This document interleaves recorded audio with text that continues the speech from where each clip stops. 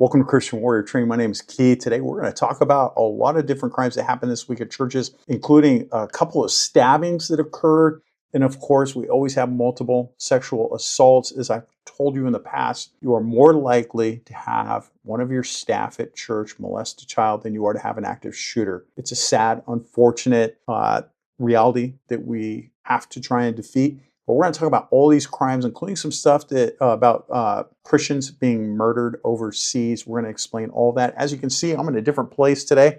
I'm in a motel room in Chino Hills, California. I hate California. I lived there for 50 years. I moved back to the United States, to the great state of Idaho. I came back here to teach at Jack Hibbs's church, Calvary Chapel, Chino Hills. I'm releasing this on Saturday. I'm recording it the night before. So by the time you watch this, I'm actually going to be teaching a class. We have almost 800 people registered. I expect there to be 800 people tomorrow, and we are going to give a class on church security. It's an 8-hour course for free. My gift to you as a fellow follower of Christ. God finds a way to provide to support my mission here. So no worries there. We're good to go. But I look forward to seeing some of you guys there tomorrow. If you were at the event, let me know down in the comments below. All right. One thing I want to notice about my motel room, though, and I just got to bring this up. I'm going to move my camera down just for a second here.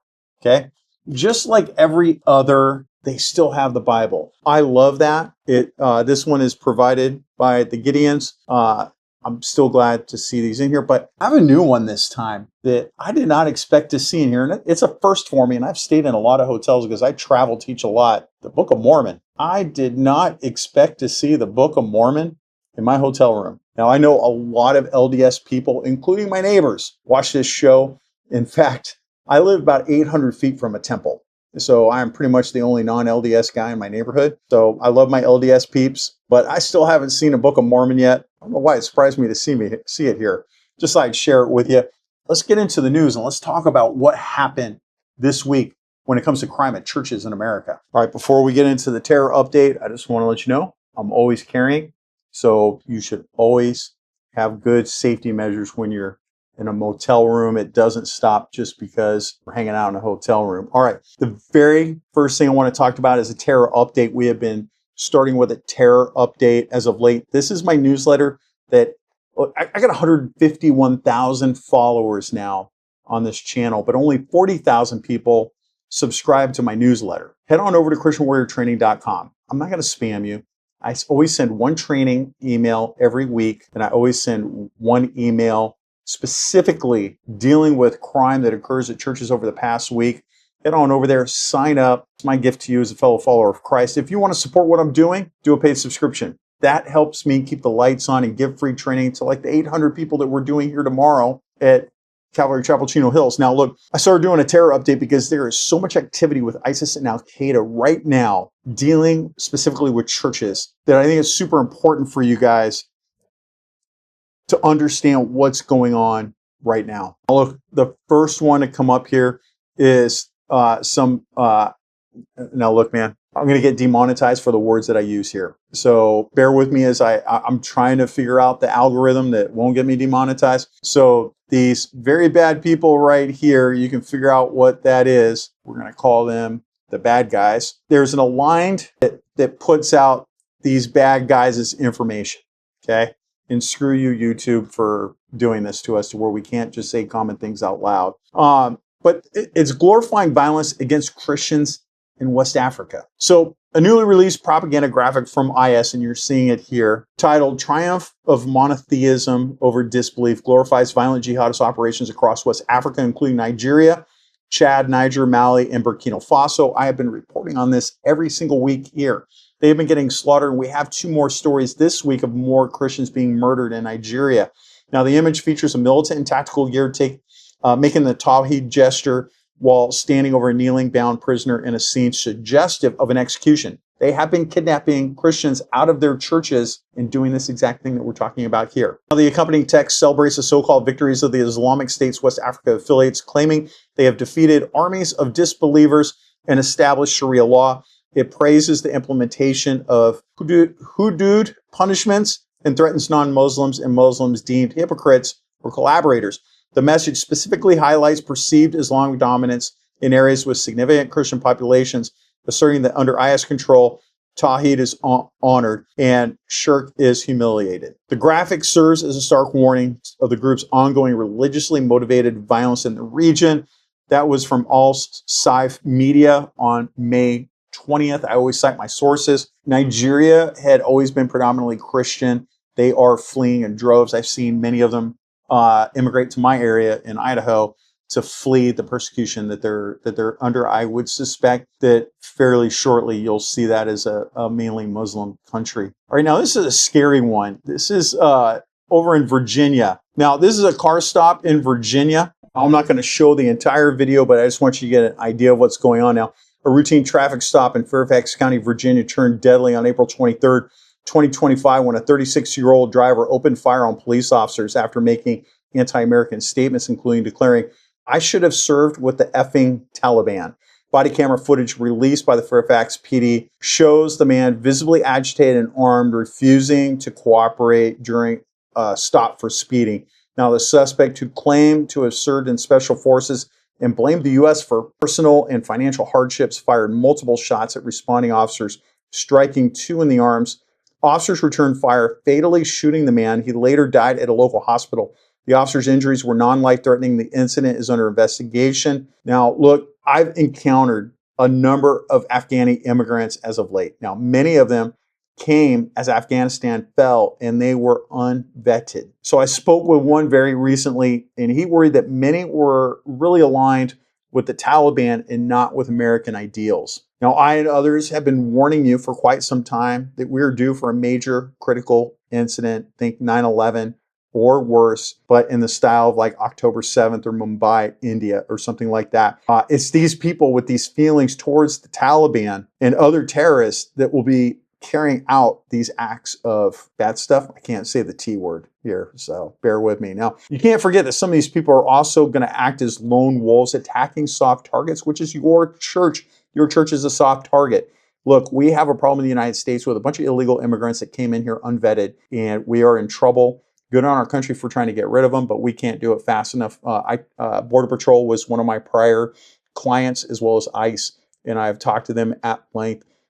They are swamped. They are all working massive amounts of overtime, uncompensated in some respects. So big shout out, say some prayers for our guys that are working border right now. All right, if you want to see the actual video, you can head over to ChristianWarriorTraining.com. Go download my newsletter, and I have a link to this story where you can watch the actual shootout occur if that's what you want to look at. Me personally, I don't want to see that stuff anymore. All right, we're going to move on to crime. We're done with terror. We're going to move on to crimes against persons. Crimes against persons is, shooting, stabbings, all the way down to just like threatening people and stuff like that. Now, look, actual assaults at churches are much less than actual sexual assaults. So we'll move into those after this. Now, look, this one was a sad one. This is a fatal stabbing that occurred in the parking lot of the Unitarian Universalist Church in Surprise, Arizona, where a 32-year-old woman was arrested and charged with first-degree murder and aggravated assault with a deadly weapon.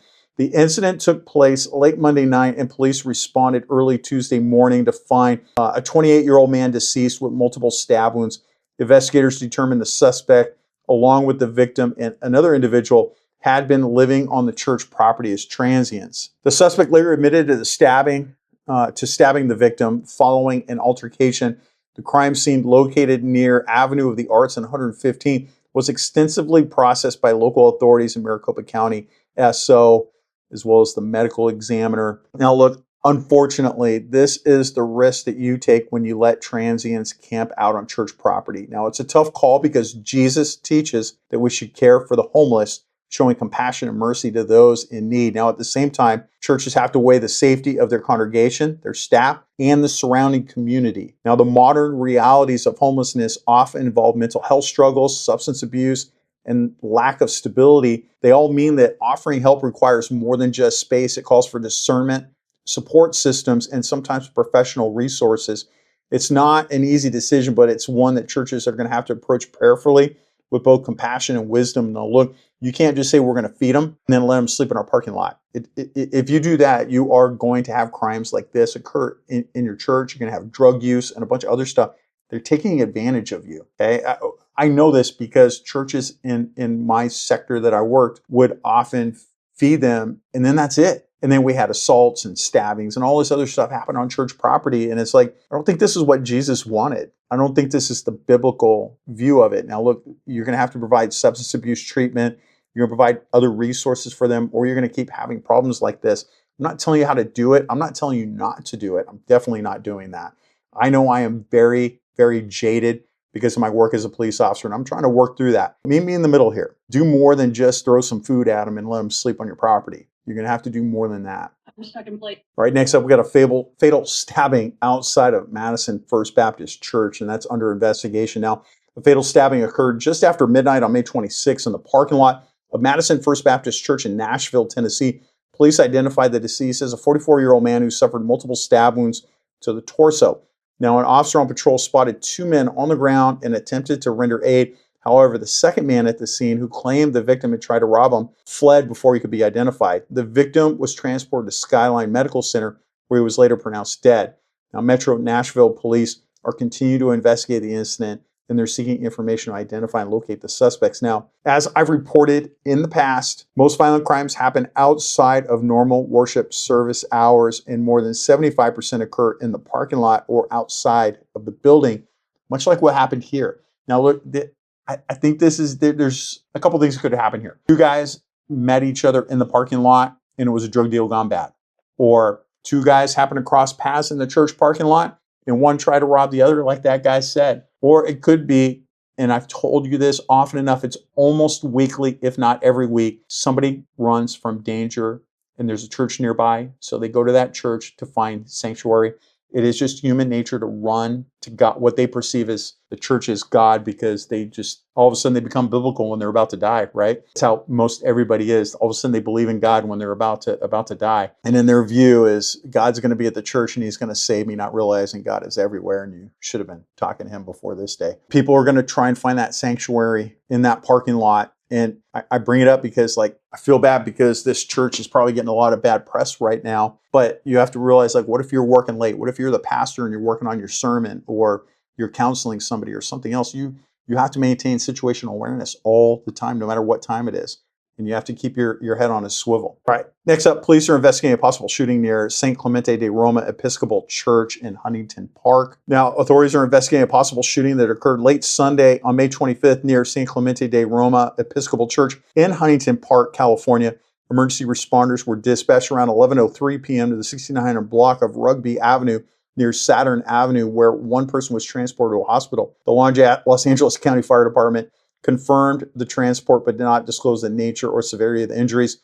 Witnesses in the area reported hearing gunshots, and video footage showed a heavy police presence and a young man being loaded into an ambulance. Now, look, although this didn't happen on church property, it did happen in its sphere of influence. Now, it's important to remember that you need to be prepared for events that happen near church property and be ready to protect your congregation from that threat if it happens. My 2 cents. It also helps to have a 4K video system to help the police do their investigation. All right, next up, we got a very unfortunate incident. We got an Albuquerque Revival Church is grieving the loss of two longtime members who were killed in a murder-suicide carried out by their son. Now, the tragic incident occurred early Saturday when the couple, who had served as associate pastors and then continued ministering to the homeless after retirement, were fatally shot by their youngest son. He then set the house on fire and later took his own life outside the New Mexico State Bar Association. The church, located on Albuquerque's International District, altered its Sunday service to mourn and honor the victims whose compassion and service had a lasting impact on the community. Now, look, I'm including this story into our crime newsletter because this easily could have happened on church property. Now, look for tension and warning signs within your congregation. Have a plan in case something like this occurs on your property. If you find that there's tension amongst two adults and their adult son, and you think something bad might happen, then write up a bulletin about it and send pictures to your church security team so they can look at it and just be aware that there's some tension with them. You're not going to spread it around the church and gossip. You're doing it to make sure that just everything is good to go, and also for their safety. If you can offer them services, we are a church and we help people, right? So you need to read stories like this and think about a worst case scenario. It may not happen, but you'll be better prepared mentally thinking about incidents just like this. All right, next up, this is a video that I did for you guys this week. It actually was pretty popular. I hit 100,000 on this. One of my most popular videos I've done in a while. FBI is investigating violence at a Seattle prayer rally targeting evangelical Christians. Now, federal authorities are investigating reports of targeted violence against evangelical Christians during a prayer rally held in Seattle's Cowan Park over the weekend. I think it's Cowan Park, sorry. The May Day USA event organized by Christian leaders took place near, well, you don't have to see me again. Let me pause that for a minute. You don't have to see me twice there. The May Day USA event organized by Christian leaders took place near the well-known LGBTQ neighborhood and drew counter-protesters, including the LGBTQ community and Antifa. Put it on there. That looks better than me. All right, so attendees reported multiple assaults, including a knife threat against a 17-year-old, sexually explicit acts performed in front of children, and water balloons filled with urine thrown at participants. 2 individuals were reportedly rushed the stage, and several police officers were assaulted. The FBI confirmed it's probing whether attacks constituted religiously motivated hate crimes. The White House Faith and Opportunity Initiative condemned the violence, calling for protection of religious freedoms and the safety of all citizens at public religious events.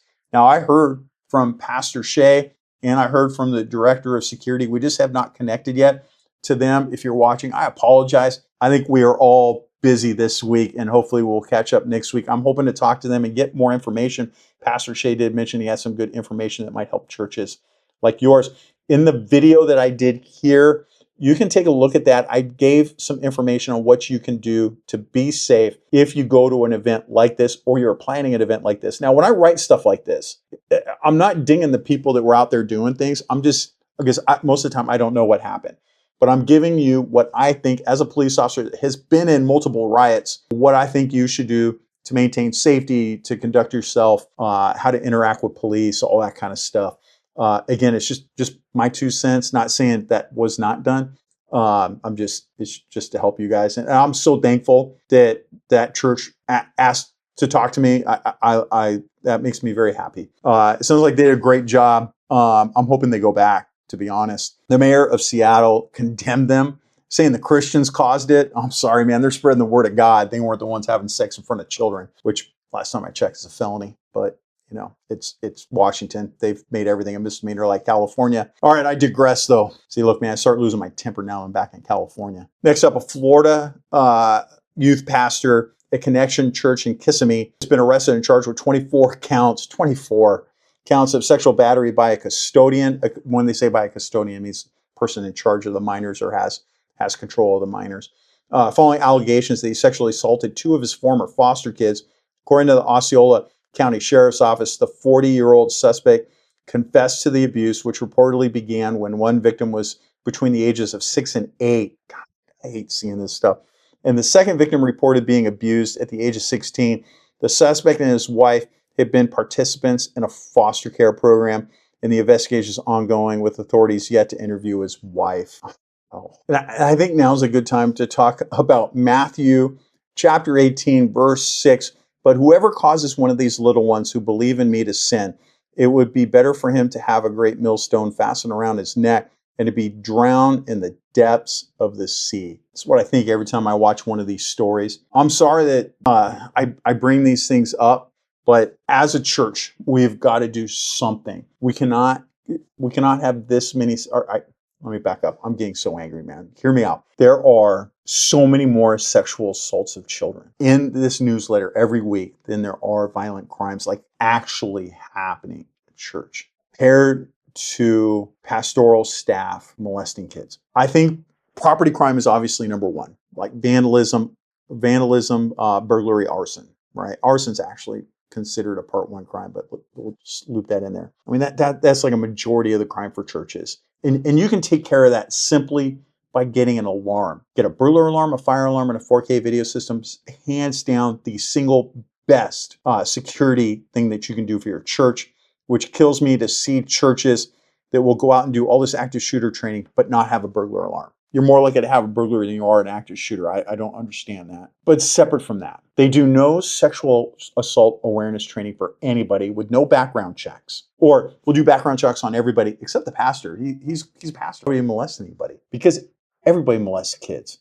not everybody like you and me, but like all professions. I've arrested cops. I've arrested pastors. I've arrested, you name it. Like garbage men, attorneys, politicians. You have got to wake up and do something. Something. I'm gonna ask you this. What are you going to do to fight this systemic problem of abuse of children within the church? What are you going to do? Are you going to continue just doing firearms practice? Or are you just going to continue buying the latest gun? Are you going to do active shooter training? Or are you actually going to look at your church to figure out what you can do to prevent sexual assault of children in your church? Let me get off my I'm not on my soapbox. I'm actually I'm at my pulpit in my hotel room.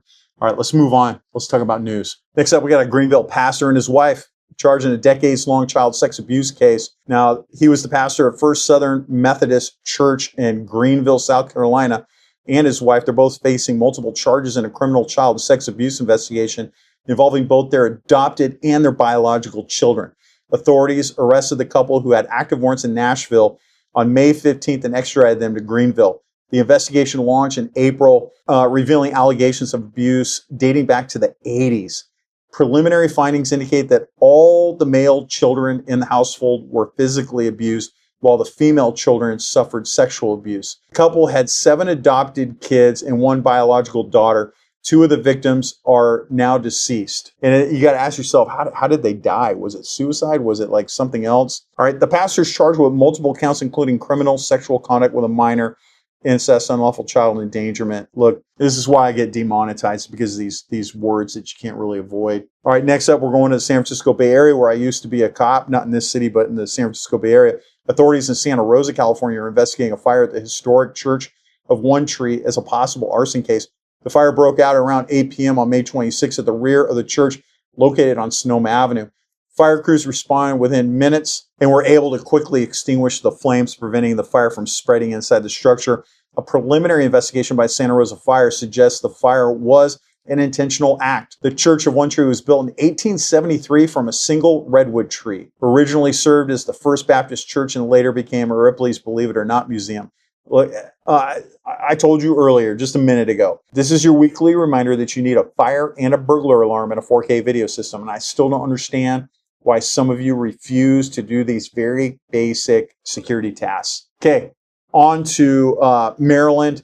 A payroll coordinator at St. Paul's Lutheran Church and School in Anne Arundel County has been charged with embezzlement, theft, and a theft scheme after allegedly stealing over $10,000 between December 24 and February 25. The suspect reportedly manipulated payroll records to divert extra funds into her paycheck while concealing the transactions before and after school accounts. Now, look, if you want to know how to take care of your church finances, head over to ChristianWarriorTraining.com and this little spyglass thing in the upper right corner of the search thing. Go hit that and just type offerings. The first one to come up is 5 steps you can take to protect your church offerings. Read that article. I give you everything you need to know to secure your finances at church and make sure this doesn't happen to you. All right, next up, we got dozens killed in Nigeria following a massacre. Look, there was a brutal attack by extremists. They call them Fulani herdsmen. Look, they're the group that starts with an I, an S. They have another I and another S. Those guys. On May 25th, that left nearly 40 people dead. More than half of them were Christians, and resulted in the kidnapping of a Catholic priest and several nuns across villages in Nigeria's Benue state. Now, the violence came just days after Bishop Wilfred Inagbe of Makurdi, who's a Claretian missionary, testified before the U.S. House Foreign Affairs Subcommittee on Africa, warning that Nigerian Christians are facing systemic persecution. I think it's a genocide. Personally, that was the word that I would use if I was them. We report on these every week, man. They are a constant thing. Now, next up, we got 3 members of the Deeper Life Bible Church in Ogbisi, Akure North, which is in Nigeria. They were abducted Monday evening while returning from a Bible study program. The kidnappers have since contacted the victims' families and church leadership, demanding a ransom of 15 million Nigerian dollars for their release. In response, the church has initiated prayer sessions and is raising funds through well-wishers and members. Now, look, every week we report on all this really bad stuff that happens in Nigeria. It's sad. I hate reporting all this stuff, to be honest. I hate it. But I think it's important for us to discuss it so we can stop it and we can take care of the body of Christ, which is what we're tasked to do. Look, man, my job is to work for the Lord now, and I have no better job than this. It just makes me sad when I got to do this newscast, though. All right, do me a favor. Throw into the comments below. Give me your bestest uplifting verse so that I can read it and just make me happy. That's it. All right, I want you to pray unceasingly for the safety of all of our churches across the nation. And I want you to remember your ABCs. Always be caring.